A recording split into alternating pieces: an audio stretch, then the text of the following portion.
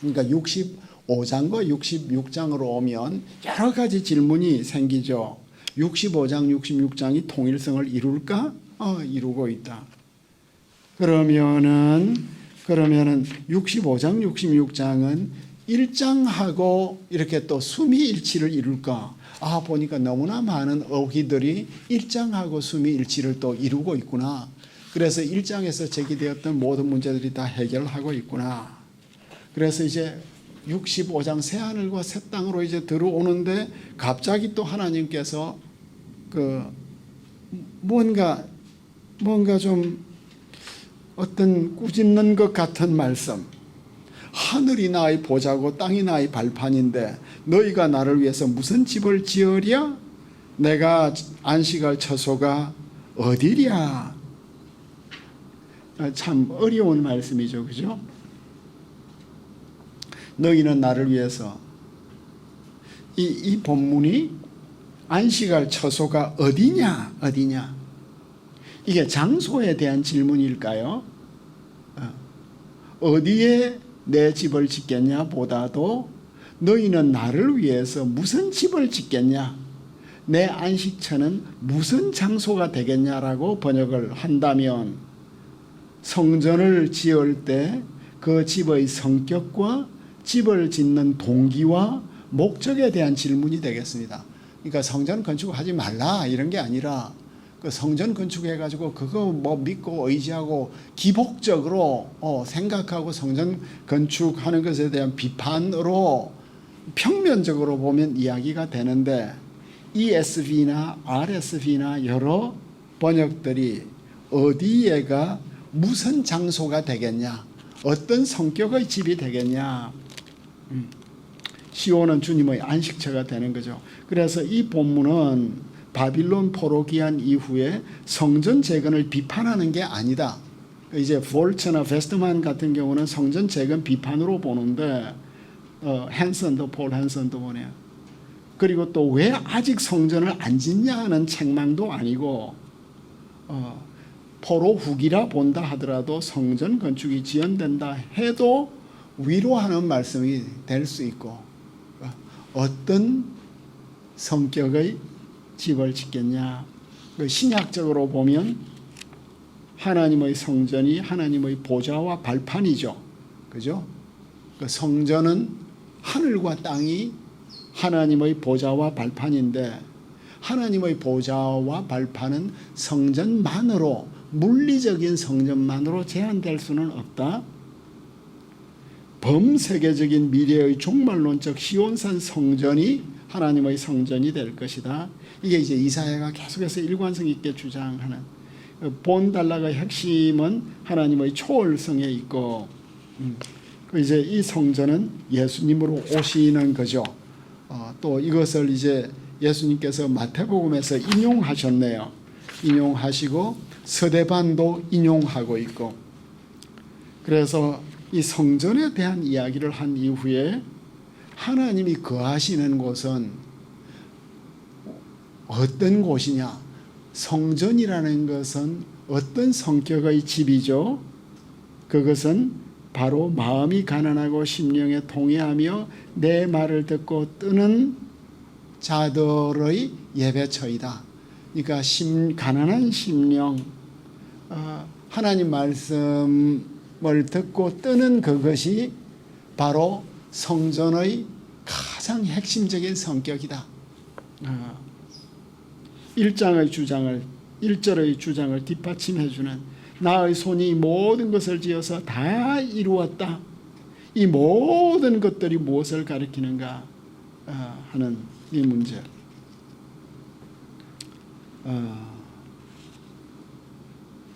에 대한 이제 여러 가지 이제 고민들을 하고 이 하나님 말씀에 뜨는 하레딤들이 다시 한번 등장하고 있습니다. 등장하고 있고 그래서 이제 그 어거스틴도 마음이 가난하고 심령이 통회하는 자가 성례로 죄 사함을 받고 집이 깨끗해지는 것으로 해석을 하고 있네요. 그러니까 3절은 비교급으로 해석하느냐 점청법으로 해석하느냐에 따라서 뉘앙스가 상당히 달라지고 있습니다. 우리말 성경은 비교급으로 번역을 했네요. 그래서 소를 죽여 제물로 바치는 사람은 사람을 쳐 죽이는 것하고 같고, 양을 잡아 희생 제물로 바치는 자는 개의 목을 부러뜨리는 것하고 같고, 부어 만든 제물을 바치는 자는 돼지의 피를 바치는 것과 같다. 분향을 드리는 자는 우상을 찬미하는 것과 같다. 이렇게 같다. 비교급. 비교로 읽으면 성전에서 이루어지는 제사 행위에 대한 비판이 되겠습니다. 그죠? 너희들이 계속해서 이 성전에서 소 죽여, 양 죽여, 또 뭐 전제를 바쳐, 분향을 드려, 이런 건 우상 이교 제사하고 같다. 가정하는 우상 숭배다라고 보는데, 점청법으로 읽으면 MT나 이 공동번역이나 소를 죽여 바치는 자가 사람도 죽여 바치고, 양을 희생지물로 바치는 자는 개의 목을 꺾어 바치고, 봉헌 제물을 바치는 자는 돼지의 피도 바치고, 분향제를 드리는 자는 우상을 찬양한다. 이렇게 되면 이제 제사 자체에 대한 비판이 아니라 소, 양, 제물, 분향을 드리는 합법적 제사와 범죄 행위와 이교적 우상 숭배를 혼합하는 행위가 되겠습니다. 그러니까 혼합주의자들에 대한 책망으로, 그러니까 정상적 제사를 드리고 있는 상황에서도 이교 제사를 계속해서 함께 드리는 이런 일들이 구약시대에는 덜 있었으니까 이런 혼합주의적 제사는 더 이상 받지 않겠다. 그래서 나 또한 유혹을 그들에게 택하여 주어서 그들이 무서워하는 것들이 임할 거다. 그러니까 참 죄인들에 대한 심판 이야기는 그치지 않고 끝까지 가네요. 이사야. 우상숭배에 대한.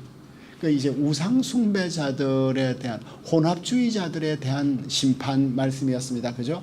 성전 건축에 대한 비판도 아니고, 성전 안에서의 합법적 예배에 대한 비판도 아니고, 그 믿음의 본질은 늘 통회한 마음으로 하나님 말씀을 뜨는 것이 본질인데, 그렇다고 해서 성전도 없이 무교회주의로 신앙생활하는 게 선지자의 메시지가 아니고, 교회에 참석해서 온갖 헌신과 봉사와 헌물을 드리는 것이 이게 이교적인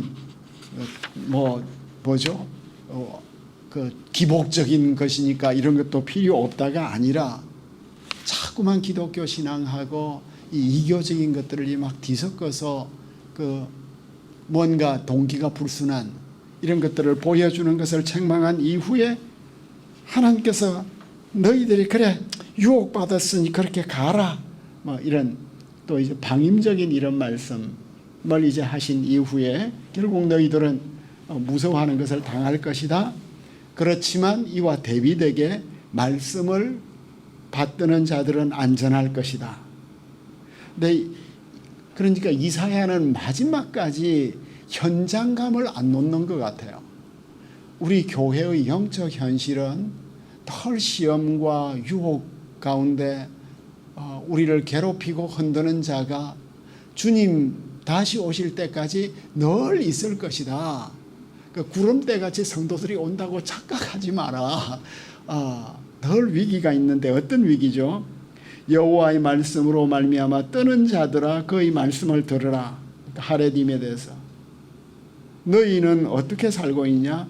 너희 형제가 지금 너희를 미워하고 있지 않냐? 그리고 여호와의 이름으로 너희를 내쫓고 있지 않냐? 그죠? 우리를 미워하고 우리를 내쫓고 그리고 이러기를 하니까 걔들이 그 대적들이 우리를 지금 조롱하는 말을 해요.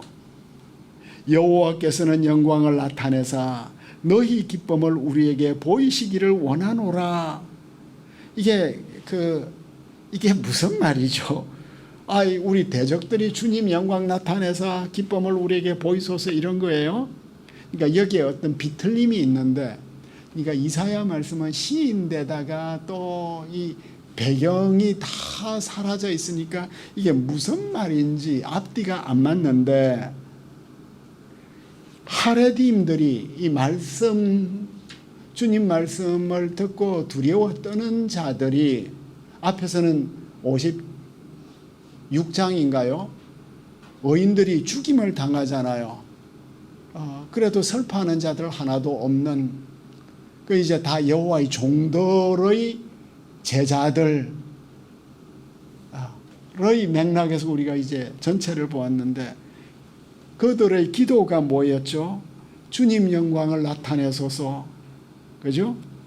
우리에게 기쁨을 주소서, 이렇게 기도를 했다고 하면, 주님께서 영광을 나타내서 우리에게 기쁨을 주소서, 회복의 기쁨을 주옵소서, 이렇게 기도를 했으면, 여호와께서 영광 나타내서 너희에게 기쁨 주시기를 원하노라 하하하하. 그럼 우리 기도까지도 조롱하는 너희들, 그런 너희들은 수치를 당할 거다. 그래서 이제 하나님의 보응이 나타나고 마지막으로 예루살렘이 받는 위로에 대해서 니스카넨이 가톨릭 학자 같기도 한데 잘 모르겠어요. 베리또 올람 시리즈에 이사야 이 주석 마지막 11장 주석을 했는데, 니스카넨이 갑자기 이 마지막 단락에 대해서 단색 명암화 패턴이 나타난대요. 이사야는 화가의 기법을 통해서, 지금 한국의 단색 화가 온 세계에 지금 너무나 유명해졌죠. 단색화, 단색 명암화가 최종 심판으로 어두운 색이 가득해지기 직전에 마지막 빛이 강한 대비를 만들며 비치는 장면이래요. 그런데 이 단락은 독립적 주제나 내용을 담지 않고 앞단락 말씀을 더 정교하게 다듬고 있습니다. 7절 전환이 너무나 갑작스럽지만 이사야서는 시온의 파멸로 시작했기 때문에 1장 2절에서 9절 시온의 기적적인 회복으로 마무리하는 것이 적절합니다. 앞단락에서는 성전과 성읍에 주님의 거룩한 임재가 나타났기 때문에 이제 예루살렘 성읍들의 온전한 회복이 나타나고 있습니다. 이제 시온이 이제 기적적으로 회복이 되는 날이 올 텐데, 진통하기 전에 해산했어. 고통당하기 전에 또 남자아이를 낳았어. 그 앞에서 계속 애가가, 우리가 이 해산이 임박한 여인인데 마지막 푸시할 힘이 없어서 아이도 죽고 엄마도 죽게 생긴, 이것이 우리의 현실이었는데, 이제 회복된 시온에서는 진통하기 전에 이미 애가 태어났는데 보니까 고대 세계의 가치관에서는 남자아이 같은. 그리고 이제 8절 9절에서는 이제 시행을 새로 보니까 수수께끼가 4개가 나왔어요. 그죠? 수수께끼가. 이러한 일을 들은 자가 누구냐? 이런 일을 본 자가 누구냐? 나라가 어찌 하루에 생기겠느냐? 민족이 어찌 한순간에 태어나겠냐? 어떻게 이런 일이 있었죠? 그러니까 하루에 생긴 나라가 있고 순간에 태어난 민족이 있는데 이게 도대체 어찌 된 거냐? 어느 나라 이야기냐? 그것에 대해서 주님의 답은 내가 아이를 갖도록 하지 않았냐? 이 샤바르라는 것은 터치고 나오는 거거든요. 임신하게 했다는 게 아니라 아기집을 터뜨리고 나오게 하지 않았냐? 그래서 해산하지 않았냐? 해산하는 이가 아니냐? 내가 어찌 태를 닦겠냐 하는 이런 수사 의문으로 예루살렘의 참 기적적인 출생을 말한 이후에 11절로 이제 넘어가니까 너희가 젖을 빠는 것 같이 그 위로하는 품에서 만족할 거다. 젖을 넉넉히 빤 것 같이 그 영광의 풍성함으로 말미암아 즐거워하리라. 여기에서 이 영광의 풍성함이 지즈거든요. 지즈, 지지 뭐 이러잖아. 지지, 그 젖꼭지. 그래서 영광의 젖꼭지로서 젖으로 가득 부푼 가슴, full breast. 아이가 이제 태어났는데 막 산모에게서 이게 젖이 나오고 있는. 그래서 넉넉히 빠는 마짜스가 완전히 비우는, 후루룩거리면서 퍼 마시는, 바다까지 다 들어 마시는 이런 시온의 구원은 마치 어머니가 갓난 아이에게 젖을 충분히 먹이는 것 같은. 그래서 그 실제가 뭐냐 하면 영광이, 문나라의 영광이, 이제 마지막 장면은 문나라의 영광이 시온으로 이제 돌아오는 거예요. 문나라의 영광이 시온에 돌아오고 어머니가 자식을 위로하는 것처럼 내가 너희를 위로하고, 제롬이 어머니가 자식을 위로함 같이 내가 너희를 위로할 것이라. 그 제롬의 설교를 들으면서 어거스틴이 회심하는 경험을 하잖아요. 제롬이 아니죠. 제가 잘못 착각했습니다. 제가 착각했습니다. 제롬은 성경 번역자예요. 암브로스, 네, 밀란의 암브로스. 밀란은 새해가 11월 달인가 시작한대요. 모든 음악 축제가 새해가, 왜냐하면 그때가 암브로스의 생일이래요. 그러니까 이제 이 이탈리언들에게 있어서는 밀라노의 새해는 또 달라. 그만큼 이제 이 암브로스는 그때 정말 어려운 정치적 환경이었거든요. 황제끼리 싸우고, 그 위에서 막 또 황제 군대가 내려오고 또 밑에서 이제 싸우는데 암브로스가 또 이제 참 중요한 역할을 많이 했습니다.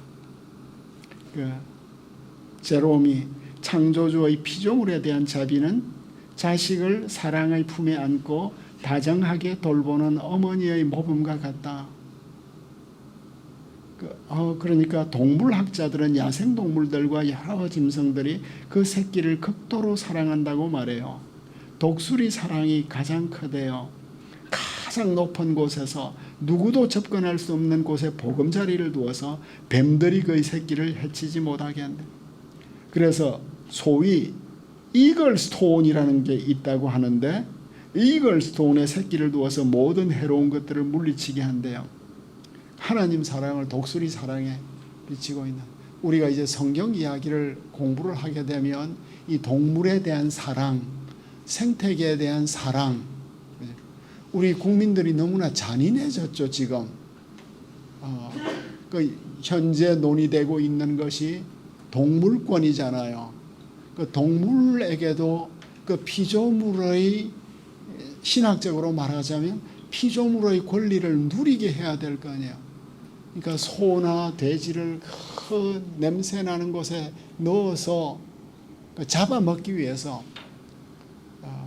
그 어떤 세계 경제의 논리 가운데 하나 있는데,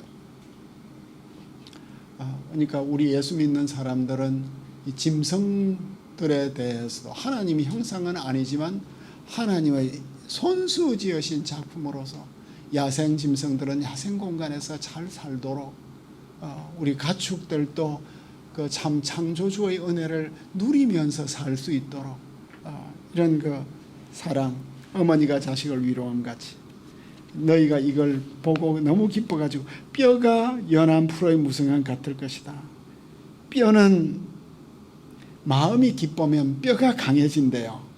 이제 우리가 뭐예요? 골다공 때문에 다 고민하면서 온갖 약만 먹는데, 마음이 기뻐하면 뼈가 무성해질 거래요. 뼈에 싹이 돋는데요. 프라힘이 꽂히고 뼈마디가 새로 돋는 풀잎처럼 싱싱하게 되리라, 무성해지리라. 여호와의 손은 그의 종들에게 나타날 것이라. 다시 이제 드디어 종들 이야기가 이제 나타나고 있습니다. 이사야 첫 장에서는 시온은 창녀가 되었잖아요. 자식들은 살인자가 되었잖아요. 통치자들은 소돔의 통치자들 같았고 자식들은 고모라 백성과 같이 되었는데, 이제 시온은 정의로 구속함을 받고 그 돌아온 자들은 공의로 구속함을 받으리라는 이 이사야 첫 번째 키노트가 1장 27절이 이제는 회복된 모습으로 나타나고 있습니다.